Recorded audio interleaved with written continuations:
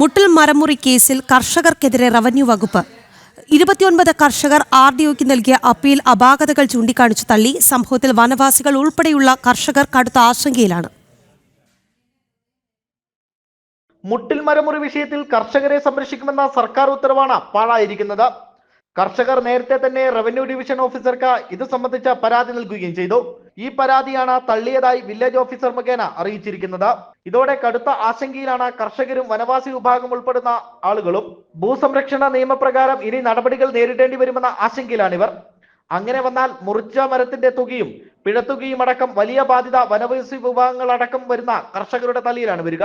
ഇതിൽ രക്ഷപ്പെടുന്നതാകട്ടെ മരം മുറിച്ച അഗസ്റ്റിൻ സഹോദരന്മാരും. അഗസ്റ്റിൻ സഹോദരന്മാരെ സംരക്ഷിക്കാനുള്ള സർക്കാരിന്റെ നീക്കമാണ് ഇതെന്നാണ് ഉയർന്നു വരുന്ന പരാതി.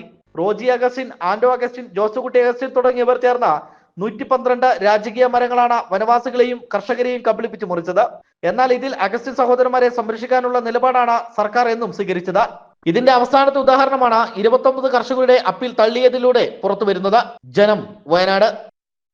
അതേസമയം കർഷകർക്ക് നോട്ടീസ് അയച്ച സംഭവത്തിൽ ന്യായീകരണവുമായി റവന്യൂ മന്ത്രി കെ രാജൻ രംഗത്ത്. അനധികൃത മരമുറി ഉണ്ടായാൽ യഥാർത്ഥ ഉത്തരവാദിത്തം കർഷകനായിരിക്കും എന്നതാണ് ചട്ടമെന്ന് മന്ത്രി പറയുന്നു.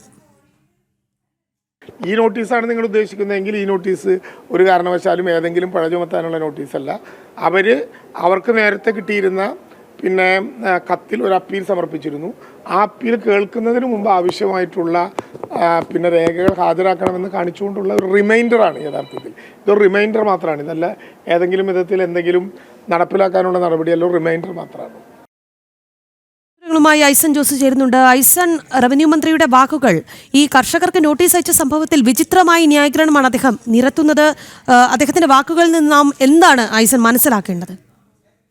നിലവിൽ ഈ വാക്കുകളിൽ നിന്നും അല്ലെങ്കിൽ ഈ ഉത്തരവിൻ്റെ വിശദാംശങ്ങൾ അല്ലെങ്കിൽ ഈ ഡയറക്ഷൻ്റെ വിശദാംശങ്ങൾ പരിശോധിക്കുമ്പോൾ നമുക്ക് മനസ്സിലാക്കാൻ സാധിക്കുന്നത്, നിലവിൽ അപ്പീൽ നൽകുന്നതിനുള്ള സമയം കഴിഞ്ഞു, ഇനിയും അപ്പീൽ നൽകാനുള്ള സമയം നീട്ടിക്കൊടുത്തിട്ടുണ്ട്, അതിനുശേഷം തുടർ നടപടികളിലേക്ക് നീങ്ങാവുന്നതാണ് എന്ന ഒരു നോട്ടീസാണ് ഇപ്പോൾ നൽകിയിരിക്കുന്നത് എന്നാണ് കെ രാജൻ പറയുന്നത്. അത് സത്യവുമാണ്, അത്തരത്തിൽ തന്നെയാണ് നടന്നിരിക്കുന്നത്. പക്ഷേ ഒളിഞ്ഞിരിക്കുന്ന വിഷയമെന്ന് പറയുന്നത് ഈ കർഷകരുടെ നേരെ ഇത്തരത്തിലുള്ള നിയമ നടപടികൾ കൊണ്ടുവരുന്നതിൻ്റെ സാധ്യതകൾ ഏത് രീതിയിലാണ്, എങ്ങനെയാണ് നിലനിൽക്കുന്നത് എന്നതാണ് ഏറെ ഗൗരവമേറിയൊരു വിഷയം. നേരത്തെ നമുക്കറിയാവുന്നതാണ്, ഈ അഗസ്റ്റിൻ സഹോദരന്മാർ മരം മുറിച്ച് കൊണ്ടുപോകാനുള്ള ഉത്തരവുണ്ടെന്ന് തെറ്റിദ്ധരിപ്പിച്ച് ഈ മരങ്ങൾ മുറിച്ച് കൊണ്ടുപോവുകയായിരുന്നു. ഉത്തരവുണ്ടായിരുന്നു, സാങ്കേതികമായ ഒരു തെറ്റായ രീതിയിൽ വന്ന ഉത്തരവ് പിന്നീട് പിൻവലിക്കുകയും ചെയ്തു. ഈ ഇടക്കാലത്ത് ഈ അഗസ്റ്റിൻ സഹോദരന്മാർ എല്ലാവരും ചേർന്ന് ഈ പട്ടയ ഉടമകളെ കബളിപ്പിച്ച് ഈ മരം മുറിച്ചു കൊണ്ടുപോവുകയായിരുന്നു. ഈ മുറിച്ചു കൊണ്ടുപോയ മരങ്ങളെല്ലാം തന്നെ ആ ഉടമകൾ, മരം നിന്നിരുന്ന ഭൂമിയുടെ ഉടമകൾ അതിന് ഉത്തരവാദിത്വം ഉണ്ടാകുമെന്ന കൃത്യമായ പ്രാഥമികമായ നിയമമാണ് ഇപ്പോൾ കെ രാജൻ്റെ ഭാഗത്തു നിന്ന് വിശദീകരണമായി ഉണ്ടാകുന്നത്. പക്ഷേ ഇതിനൊരു പരിഹാരമെന്ന് പറയുന്നത് ഇത്തരത്തിൽ മുറിച്ചു കൊണ്ടുപോയ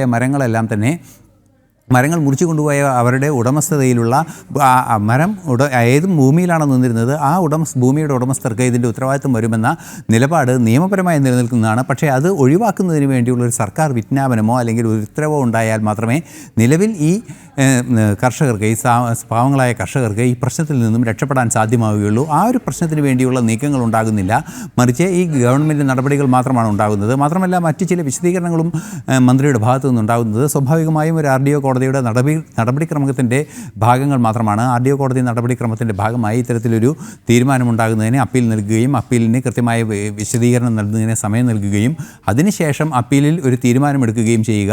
അതിനുശേഷം വീണ്ടും സർക്കാരിന് ഇടപെടാനും റിവിഷൻ നടത്താനും സാധ്യതയുണ്ട് എന്ന രീതിയിലുള്ള നടപടിക്രമങ്ങൾ മാത്രമാണ് അദ്ദേഹം പറയുന്നത്. പക്ഷേ കർഷകരെ ഒഴിവാക്കിക്കൊണ്ട് കൃത്യമായ ഒരു ഉത്തരവുണ്ടാകുമെന്നോ ഒരു വിജ്ഞാപനം ഉണ്ടാകുമെന്നോ സംബന്ധിച്ച ഒരു അന്തിമ തീരുമാനം അദ്ദേഹത്തിൻ്റെ ഭാഗത്തു നിന്നുണ്ടാകുന്നില്ല എന്നതാണ് ഒരു വെല്ലുവിളിയായി നിലനിൽക്കുന്ന വിഷയം.